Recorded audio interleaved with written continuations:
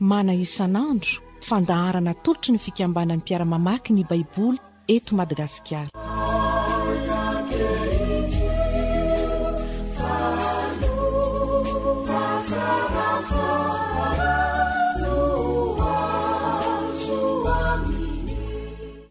Faly miarabanao indray ry havana ary manonona aminao ny fahasoavana sy ny fiadanana avy amin'Andriamanitra raintsika sy Jesosy Kristy tompontsika. Amen. Vavaksika. Ray malalo, misaotra anao zay no ny azaonay manatona anao indray am'izao andro anio izao. Ary am fofeno hafaliana no isaoranay anao satria fitiavanao anay no anton'izao ray io. Misaotra anao koa no ny teny omenao anay anio indray. Taio izany hitondra fanavaozana ny sainay, hitombonay amin'ny fatahorana anao, hitombonay amin'ny fahatokena sy ny fanantenananao ao amin'ny fiainanay, ary ny fanahinao masina ny hanazava ny sainay. Amin'ny anaran'i Jesosy no anaovanay izao vavaka izao. Amen. Ny Ezekiela toko fa 7:7. Ezekiela toko fa 7:7. Ny andininy fa 13 hatramin'ny fa 13. Zay no anjara mana anio ry havana. Ezekiela 7:7, ny andininy fa 13 hatramin'ny 13. Amin'ny anaran'i Jesosy, ny hofaritry ny tanomasina sy ny hizarana azy ary ny toetra ny tanànan'Andriamanitra. Izao no lazain'i Jehovah Tompo. Izao no faritry ny tany hozarainareo olova araka ny firenen'Israely 12. Anjara andro no ho an'i Josefa. Ary samy handova avokoa ianareo rehetra, satria efa nanangan-tanana hanome ity ho an'ny razanareo aho, ka dia ho azonareo ho lova ity tany ity. Ary izao no faritry ny tany. Ny lafiny avaratra dia hatramin'ny ranomasina lehibe, amin'ny lalana makany Hetlona ka hatrany akaikin'ny Zedada, dia Hamata, Berota, Sibrahima, izay eo anelanelan'ny faritany Damaskosy sy ny faritan'ny Hamata, Hazara afovoany, izay eo antsisin'ny Ahorana. Ary ny faritany dia hatramin'ny ranomasina, dia Hazara Henana, faritan'ny Damaskosy, ary amin'ny avaratra dia Hamata no faritany. Izany no lafiny avaratra. Ary ny lafiny atsinanana hatrany anelanelan'ny Haorana sy Damaskosy sy Gilead, ary ny tanin'ny Israely dia Jordana. Hatramin'ny faritany ka hatreo amoron'ny ranomasina atsinanana no horefesinareo. Izany no lafiny atsinanana. Ary ny lafiny atsimo dia hatrany Tamara, dia hatramin'ny ranon'ny Meriba any Kadesy sy ny Loasandrika ka hatramin'ny ranomasina lehibe. Izany no lafiny atsimo. Ny lafiny andrefana koa dia ny ranomasina lehibe hatramin'ny faritany ka hatrany akaikin'ny Hamata. Izany no lafiny andrefana. Hozarainareo anareo izany tany zany araka ny firenen'Israely. Ary amin'ny filokana no izaranareo azy. Olovanareo sy ny vahiny monina ao aminareo, izay miteraka ao aminareo. Ka izy dia ataonareo tahaka ny tena zanak'Israely. Hiara-manao filokana aminareo, hiara-mandova amin'ny firenen'Israely izy. Ary amin'izay firenena itoeran'ny vahiny, dia ao no anomezanareo azy ny lovany, hoy Jehovah Tompo. Ray masino, manamasina anay amin'ny fahamarinana, ny teninao no fahamarinana. Amen.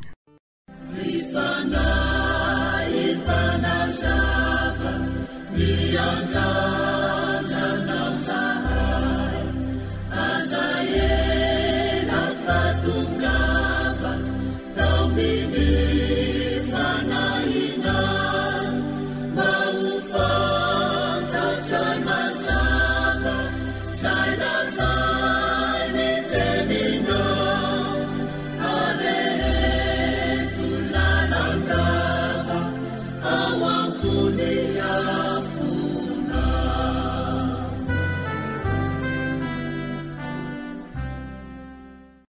Asain'ny tompo mandinika ny Ezekela 7:7 isika riavana. Mety nefa alohan'izany ny mampatsiany zavanitranga tany amin'ny toko tany aloha-tany. Tao amin'ny Ezekela 5:9 dia zao no vaky ny teny: dia hoy koa izy tamiko, ry zanak'olona, hitanao va izay ataon'ireo dia ny fahavetavetana lehibe izay ataon'ny taranak'Israely eto, ka mampanalavitra amin'ny fitoerako masina. Ezekela 5:9 zany mitantara ny nampanalavirana an'Andriamanitra noho ny zavatra hitany ataon'ny zanak'Israely. Toy ihany Ezekela 5:7 dia hoy izy tamiko, hitanao va izany ry zanak'olona, moa ataon'ny taranako Joda kely loatra va ny nanaovany fahavetavetana izay ataony eto no fenony fampahoriana koa ny tany ka mampatesitra lalandava izy. Ary te ny Ezekela 10:7 no mitantara ny nialan'Andriamanitra tao amin'ny tempolony. Hoy ny Ezekela 10:7 dia niakatra niala tao amin'ny kerobima ny voninahitry Jehova eo amin'ny tokonam-baravarany trano. Zay ny Ezekela 10:7. Ary farany niala tao a Jerosalema mihitsy moa Jehova. Ezekela 1:13 ary ny voninahitry Jehova niakatra niala tao amin'ny tanàna, ka nijanona teo an-tampon'ny tendrombohitra atsinanan'ny tanàna. Fa ny Ezekela 3:7 dia ahitana ny Jehova miverina ao amin'ny tempoly. Ezekela 3:7 ary ny voninahitry Jehova dia niditra tamin'ny vavahady manatrika ny atsinanana ao an-trano. Somary lava riavana ny sasy-teny fa zao: araka ny tenin'le mpitory-teny iray izay hoe, taorina ny nidiran'i Jehova tao amin'ny fitoerany, izany hoe taorina ny verenan'i Jehova tao amin'ny fitoerany no mba hidirany Israely kosa ao amin'izay fitoerana no manin'Andriamanitra ho azy. Ka araka ny lohateny omen'ny Baiboly Protestanta amin'ity Ezekela 7:13-13 ty, ny hita eto dia zao ny fizarana ny tanymasina, ny faritry ny tanymasina, ary fateloa ny andraisan'ny jentilisan-jara amin'ny fizarana ny tanymasina. Ndeha hodiny antsika ny fizarana ny tanymasina. Ary amin'izany no ahitantsika ny fahamarinana voalohany, dia ny hoe mifandanja ny fizarana sy ny fitantanan'Andriamanitra ny vahoakany. Mifandanja ny fizarana sy ny fitantanan'Andriamanitra ny vahoakany. Jehova riavana, arak'izay hita eto no manondro ny faritry ny tany izay ho zaraina. Tsy azo lazaina fa tany be velarana, Palestina, saingy ao an-tsain'Andriamanitra dia ampy io itoeran'ny firenena 12. Ary Jehova ihany no manome ny toromarika mikasika ny fizarana. Samy andova ny firenen'Israely 12, fa ny an'i Josefa dia anjarandroa. Zay ny sitrapon'Andriamanitra. Tsy hoe mitongila n'Andriamanitra, fa zay no heveriny fa mahamety ny fizarana. Le vita mpisorona kosa tsy omena zaratany eo amin'ny Israely. Hoy ny Ezekela 4:7 fa izaho no anjarany, hoy Jehova. Ary tsy misy koa hoe firenena afaka imenimenina fa Joda sy Benjamina dia efa teo akaiky ny tempoly tamin'ny fizaran'i Josoa, ary mbola manana zany toeram-boninahitra zany ihany koa ato amin'ny fizaran'i Ezekela. Tsisy afaka imenimenina any amin'izany. Ary mety ihany koa riavana hoe tsy fanandrify amin'ny fizarana tamin'ny andron'i Josoa ny fizarana ambaran'i Ezekela. Saingy izao tsy isy zany hoe fitakiana na fimonomononana noho izany hoe faritra vaovao izany. Andriamanitra dia Andriamanitra irery no miandraikitra ny fizarana. Ary Andriamanitra no mitantana ny fizarana io tany, zay efa hoe nanangana ny tanany fa omeny ny razany io. Tanterany indray zany ankehitriny. Zany hoe tanterany zany amin'izao fiverenana any Babilôna izao. Fa raha zay kosa riavana ny lovan'ny Israely, araky ny famaritan'Andriamanitra azy. Ny lovantsika fiangonana dia isika Israely vaovao dia tsy Kanana ety an-tany, fa Kanana any an-danitra. Ary amin'izany ny kristianina rehetra dia afaka manao toy ny mpanao salamo hoe ao amin'ny salamo 5:1 salamo 5:1 hoe ny voafaritra ho anjarako dia eo amin'ny tany mahafinaritra, eny manandova tsara aho. Araka izany dia manana anjara lova tsara isika any amina tany mahafinaritra, ary io tany mahafinaritra io tsy aiza fa any an-danitra. Ary ny amin'io tany io ry havana, ny amin'io tany io tsy mba hoe nananganan'Andriamanitra tanana toy ny amin'ny tany Kanana. Tsy nananga-tanana izy fa ny tanany no nahinjiny teo amin'ny hazo fijaliana tamin'ny alalan'i Jesosy Kristy.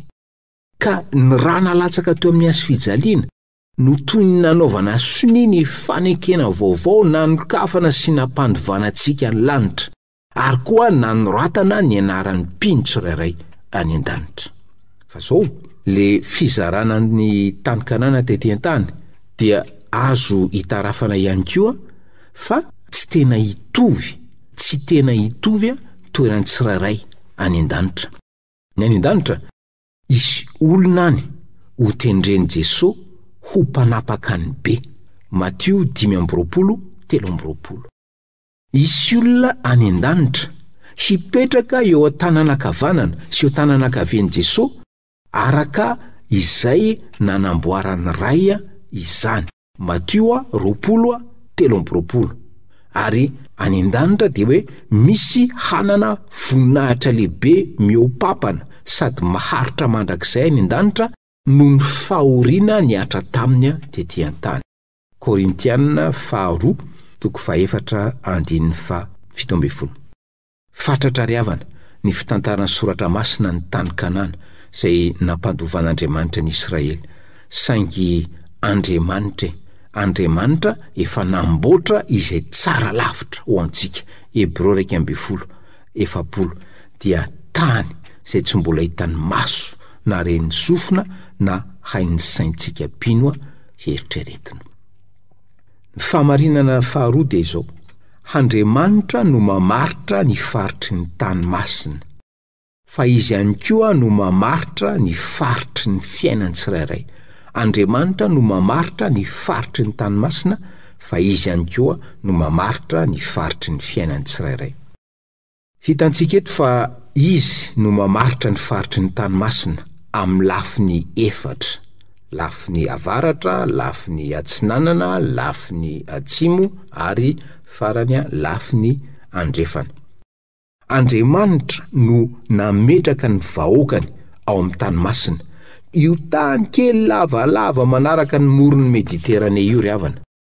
Raha amin'ny lafiny ara-jeografia, ny ankabeazan'ny tany Palestina dia vato sokay, mandrakotra ny vato varimena izay miseho eo amorony atsinana ny ranomasina maty. Dia ao amin'io tany Palestina io koa dia misy tendrombohitra mitandahatra, misy tany lemaka mahavokatra. Ka ny fizarana sy ny famaritana nataon'Andriamanitra dia mahatonga ny firenen'ny Israely rehetra samy hanana tany rakotra vato sy tany lemaka, ary Andriamanitra no mamaritra izany rehetra izany. Ary zany lesona zany inge dia efa hoe hatrany amin'ny Deutéronomie. Hoy Deutéronomie 2:7 hoe fony nomen'ny avo indrindra zaratany jentilisa, ka samy natokatokany ny zanak'olombelona dia notendreny ny faritanin'ireo firenena araka ny isan'ny zanak'Israely. Dia notendreny ny faritanin'ireo firenena araka ny isan'ny zanak'Israely. Dia indray ny soratra masina aty amin'ny testamenta vaovao, ny asan'ny apôstôly 7:20. Asan'ny apôstôly 7:20 dia Andriamanitra izay nanao izao tontolo izao sy ny ao amin'ny rehetra, izy no tompon'ny lanitra sy ny tany. 9:20. Ary ny firenena rehetra avy amin'ny iray ihany dia namponeniny ambony ny tany rehetra, ary efa notendrena ny fotoan'andro sy ny faritry ny fonenana. Ary ny firenena rehetra avy amin'ny iray ihany dia namponeniny ambony ny tany rehetra, ary efa notendrena ny fotoan'andro sy ny faritry ny fonenana. Andriamanitra ry havana no mamaritra ny faritry ny fiainany tsirairay, ary amin'izany no andraisan'ny mpino araka ny tenin'ny Joba ny soa sy ny ratsy. Joba 2:10. Moa ny soa ihany va no raisintsika avy amin'Andriamanitra, fa tsy ny ratsy koa. Tsy atao mahakivy na mahaketraka izany, fa hoy apôstôly aminao zay mila hamoy fo, Romanina 8:20, ary fantatsika fa ny zavatra rehetra dia miara-miasa hahasoa zay tian'Andriamanitra, dia zay voantso araka ny fikasan'ny raha teo, ny zavatra rehetra dia miara-miasa. Ary ny apôstôly Paoly ihany koa no mbola mamperitreritra ianao na ireo zay alaim-panahy ireare no ny fananany, Korintiana 1:5-7, fa iza no mampihoatra anao, ary inona no anananao zay tsy noraisinao, fa raha nandray ihany ianao, nahoana no mireare ohatrany tsy nandray. Famarinana 7 dia zao: mandray anjara amin'ny fizarana ny tanymasina ny Jentilisy. Izany dia tandinto ny ampiraisan'Andriamanitra azy amin'ny vahoakany ao amin'ny fiangonana aloha, avy eo any amin'ny fanjakany mandrakizay. Zava-baovao mihitsy zao tao amin'ny Israely ry havana. Entitra mantsy ny fampianarana sy ny fampitandremana mba tsy hiaroharoan'ny jiosy sy ny Jentilisy. Raha tsy resaka afa-tsy ny atao amin'ny Ezekely, dia hoy ny Ezekely 4:7, ny 7. Zao no lazain'i Jehovah Tompo, ny vahiny tsy miforafo sy nofo rehetra izay eo amin'ny zanak'Israely dia tsy misy hahazo miditra ao amin'ny fitoerako masina. Ary ambaran'i Ezekely eo amin'ny 4:7 hoe ambaran'Andriamanitra ho fahavetavetana ny nampidiran'ny Levita vahiny tsy miforafo na nofo ao amin'ny tempoly. Fa eto amin'ny Ezekely 7:7, ny 2:2-7 dia mandray anjara amin'ny fizarana ny tany ny vahiny moninao.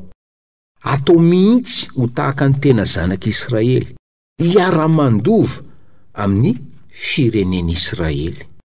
Somary miadevitra ny mpandinika momba ny hoe iza marina moa ireto antsoina hoe vahiny reto. Tsy hiditra amin'izany sika ry havana, fa ny zava-dehibe dia izao: tsy Israelita reo vahiny reo. Ka ny tsara ho marina eto dia ity: efa tsapany Ezekely sahady lay programan'Andriamanitra ry havana, araka ny anambaran'ny apôstôly Paoly azy ao amin'ny Efesianina 2:1-10 sy ny manaraka. Vakina amin'ny anaran'ny Tompo zany: koa tsaro fa fahiny ianareo zay Jentilisy araka ny nofo, ka nolazain'ny voamforantanana teo amin'ny nofo hoe tsy voafora.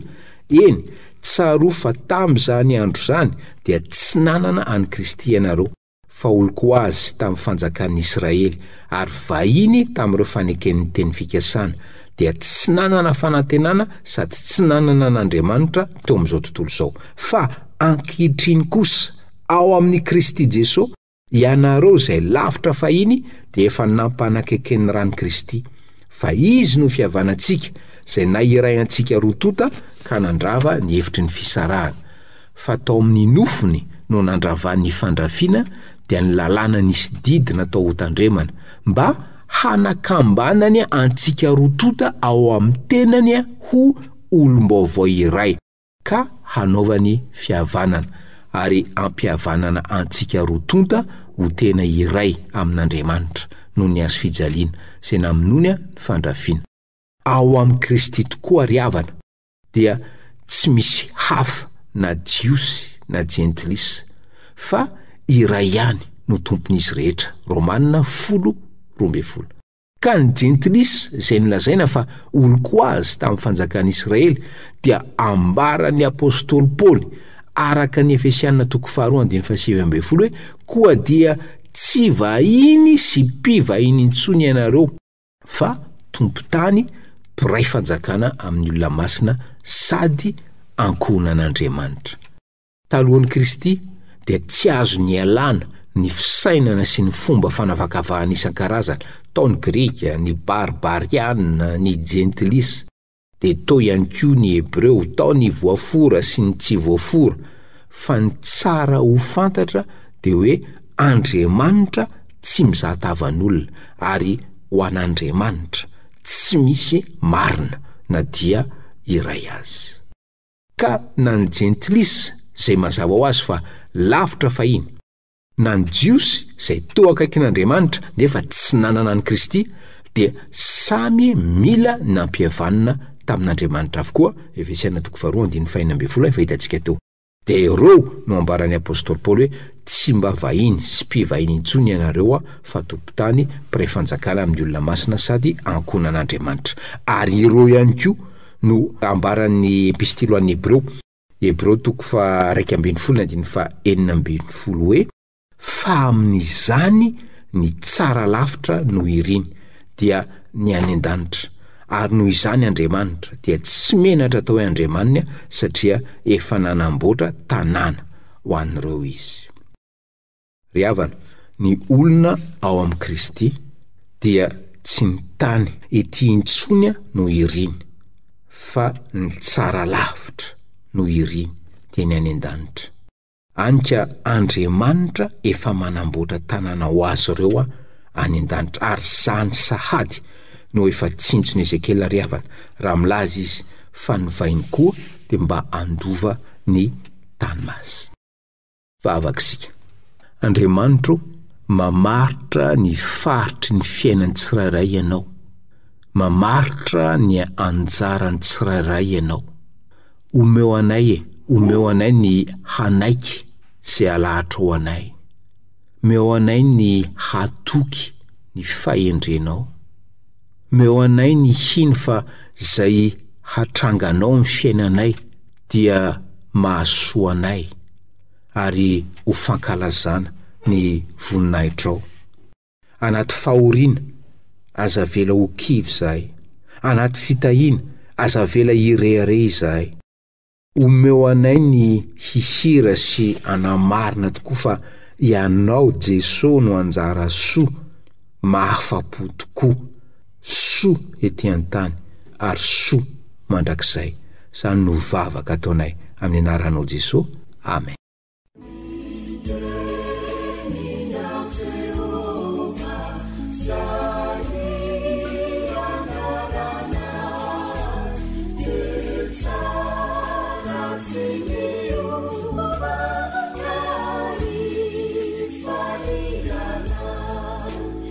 Mana isan'andro fandinihana sy fandalinana ny soratra masina, atolotry ny fikambana amin'ny mpiara-mamaky ny Baiboly. Raha nahalinanao izany, azo atao ny mividy CD izay hafarana amin'ny fikambana amin'ny mpiara-mamaky ny Baiboly, Totobato Ranavalona voalohany Antaninarenina. Raha mila fanampanazavana dia antsoy ny laharana an-tarobia 24 809 92 na 032 72 147 27. Ho anareo any amin'ny faritra kosa, ny fandraisa na manatona ny mpiandraikitry ny fikambanana any amin'ny faritra misy anareo.